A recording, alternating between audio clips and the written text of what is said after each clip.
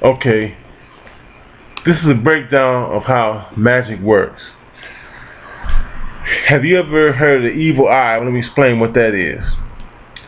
First, I'm going to explain it like this. I don't know the name of the experiment. I'm just give you a summation of it. I know you've heard of these experiments where they took the electron and they sent the electron through a split, and one electron went one way and one electron went the other way.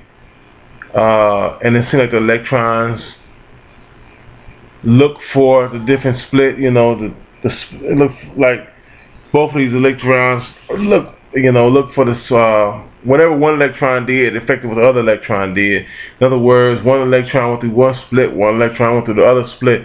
And also, wherever this experiment was done in different places, the experiment turned out different, and they came to the conclusion that on that level, quantum level, the experiment all depend on the consciousness of the observer. Now, let me explain what that means. When we look at something, what we're doing is we're shooting photon beams from our eye, or photon particles and waves, which is the same, from our eyes onto that thing. And photons are little quantums of energy, these little units of energy. Because energy and light are synonymous. Electricity, magnetism, and light is energy. That's all synonymous. It's all the same thing. And when you look from the eyes, the eyes are attached to the back of the brain. So all that's coming up from the brain through the different photon beams that you're focusing on whatever you're looking at. So whatever you're thinking, if it's negative, you have negative and positive energy. Most of the time, positive energy is of a faster vibration and of a more purified energy, whereas negative thoughts or energy, whatever, is of a slower, more gross, more less vivified, less vibrational frequency. And so you can say it's dirtier or heavier, it's more grosser and slower moving. So when you look at someone and you're shooting photon beams on someone, if you're thinking negatively, then you're shooting negative energy on or at that person. That's where spiritual baths come in, because salt and water, but they call electricity a current, and they call water a current because it works the same. As a matter of fact, water is what they use when they dam the water to bring electricity. You know how it works through the different cities and light poles and wires and whatnot. So water is a courier as a conductor of electricity. We all know this. So when you take a spiritual bath, when you use salt and you use water, what you're doing is the salt is helping the water wipe the magnetic resonance of that energy, that negative energy that you get just walking in a place someone's feeling negative. Everyone has a membrane, let's say etheric energy around them. I see it. It's a thin sheath around people, and if they get emotional or what have you, then the color or whatever appear over or around or in it in some cases, or that energy. That etheric double is like a membrane. It both protects you, just like a membrane around a cell protects it. It protects you, and also you're getting the different energies through that membrane from like the sun and other planets and what have you. It's coming through that thin membrane, like energy strip, etheric energy strip, energy sheath around you and into your physical body or what have you, by air, into your by air and by food. Mostly when it comes out, it comes by air. And these different energies are magnetized because when you have energy that's electric, the energy is electric, and with that, it creates a magnetic field around it. Around whatever energy is a magnetic field, and if that dirty energy is there, it'll dirty up your etheric body, and therefore some people call it astral body. It'll mess up your astral body, which directly affects your emotions. So when you take that cleansing bath with salt, with intent, with prayer, because prayer is an energy, and it hits on a certain vibrational level as you're concentrating and saying it. The words take on certain vibrational levels. The God names you may use take on certain vibrational levels, along with the water, along with the salt, and it helps cleanse that membrane or that etheric body and the astral body. Two more ingredients. Also, I use a tablespoon of vinegar and also urine, my own. And so I pee at a big empty milk bottle with cold water as a current, and a tablespoon of vinegar and sea salt or table salt, and sometimes saltpeter too with it, and you pour this over your body. And there are different leaves that also have a certain vibration and carry a certain energy that has a vibration that will help wipe, like hyssop is one, that will help wipe your etheric double, clean up dirty energy. You pour it over yourself once, then you pat yourself dry. And what you do is, used to be when they did baths and tubs, they would take it and I think they would throw it behind the left shoulder towards the sun, because we all just talked about how the sun is energy. But anyway, the earth is a cleanser. The earth cleanses negative energy. So you go to a crossroads and you throw it out over your left shoulder towards the crossroads. But now I say you just take the stopper out the tub and let that energy run, let that dirtiness and that dirty water run down the drain. There are many other things you can use for a spiritual bath. You know, after that, you anoint yourself with holy oil or Holy Ghost oil or frankincense and myrrh oil or any concoction that you may know of in the oil, and you anoint your head with it. And in hoodoo, sometimes they put it on the thumb and from the thumb and the ring finger, and they go here and they come back like this with the oil.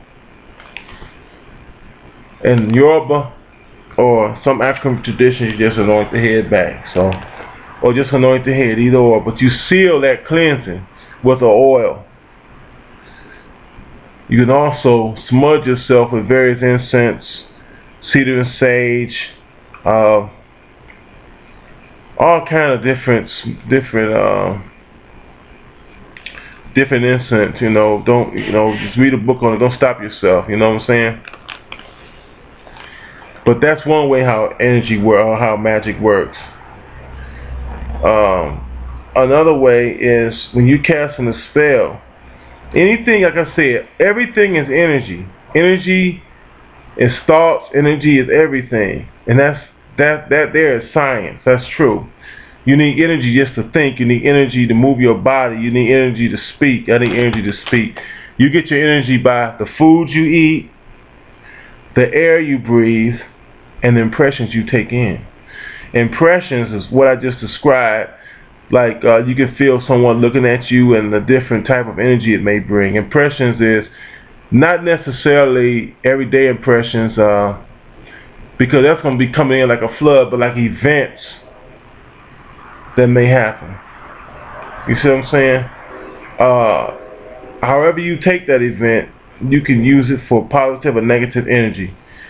But I'm not going to get into that because that's a whole different thing. It works this way, but I'm really into like magic. That is magic, but we'll get into that another time.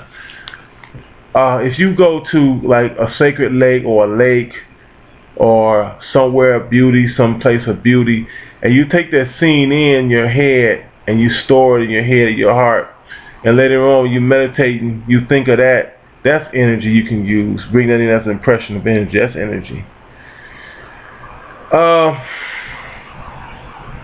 A saint's picture, a Risha's picture, a God picture has a certain vibrational a certain vibration that goes with it when you see it. You know, certain symbols are some of the most powerful, if not the most powerful. Symbols carry a certain energy, and that energy can be stored in, and it can be stored. You can take that in and store it. But magic, getting back to that, how does that work? Okay, let's say you have an enemy, they leave a hair. That hair carries that person's DNA. That's that person's, the energy pattern and the information of the energy pattern that that person is primarily made of, his thought pattern, her thought pattern. Their whole DNA makeup is information on that person. Now you can take that and you can add, well, I'm not going to tell you what, you know, but anyway, whatever ingredients you can add, if you add what's with your negative ingredient, anything negative,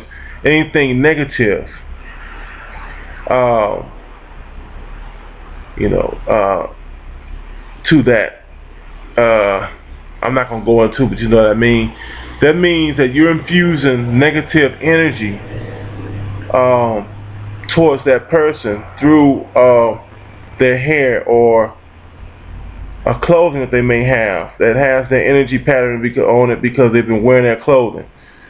Then that means you're infusing that with something negative, and that energy pattern is always going to go invisible signals, or like I just mentioned the word head blood zoning, which is like that person's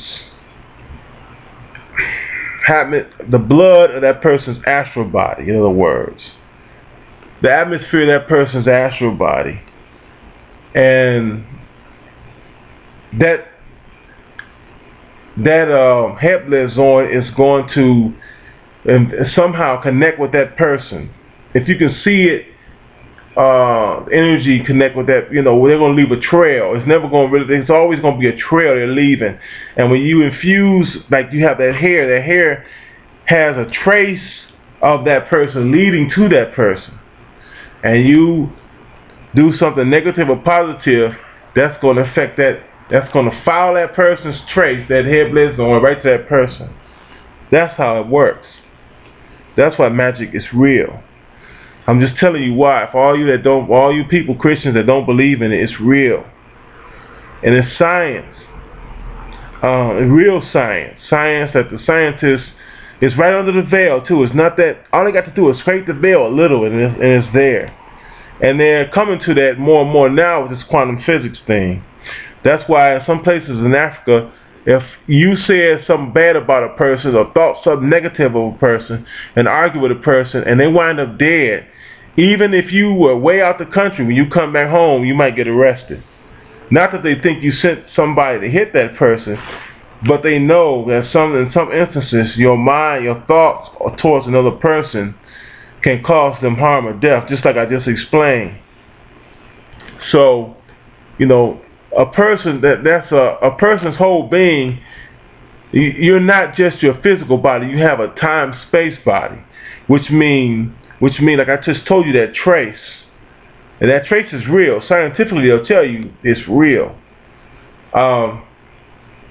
If you were born somewhere, say you were born in Minnesota, okay, everywhere your body went, from the time you were born to the time your mother took you home to the time whatever you did, wherever you went, a trace of that movement, a trace of your being or your presence, being wherever it was, is still in existence. That's the time body. And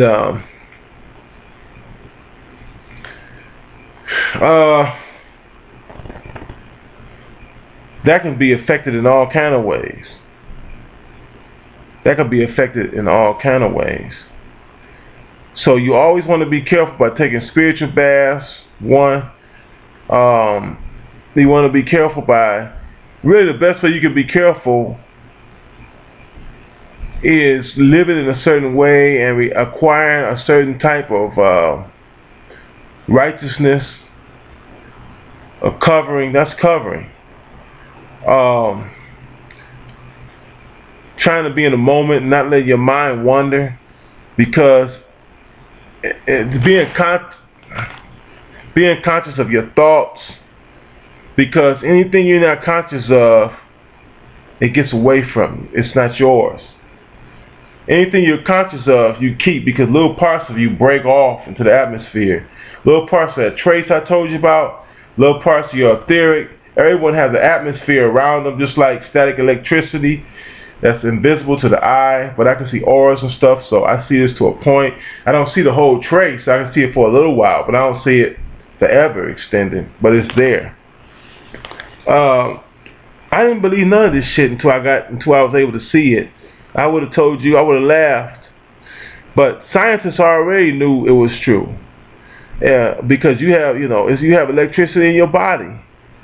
Science, and whatever you do, wherever you go, it's there. It shows. Sharks can see it. But anyway, that's how magic works. Everybody's mind, body is vibrating. Everybody's brain, the mind is vibrating on different frequencies. Those frequencies are not hard to imitate using electronics. People can mess with your frequency that way. That's magic. Science, that's real. That's hard science, right there. Like you take a lie detector, and that's how they can. That's why, certain patterns, the lie detector, the needles may start to go a certain way. They know you're lying. Just like this whole, I think, face recognition, something away, or they have a new thing where they can tell if you're lying or what you're thinking by some kind of way they use the imagery, and whatever colors may come up and show, they know you're lying or telling the truth. That's science. So you just take your imagination and extend that out a little further. And that's how magic really works. Really.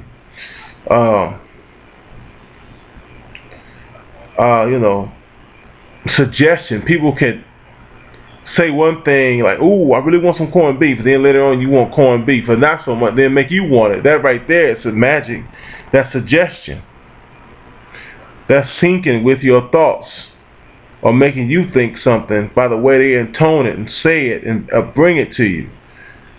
And you begin to picture it in your mind, and then, like an energy, they put that thought in your mind. That's the type of magic. That's hypnosis. So that's all I'm gonna say on that subject right now. Peace out.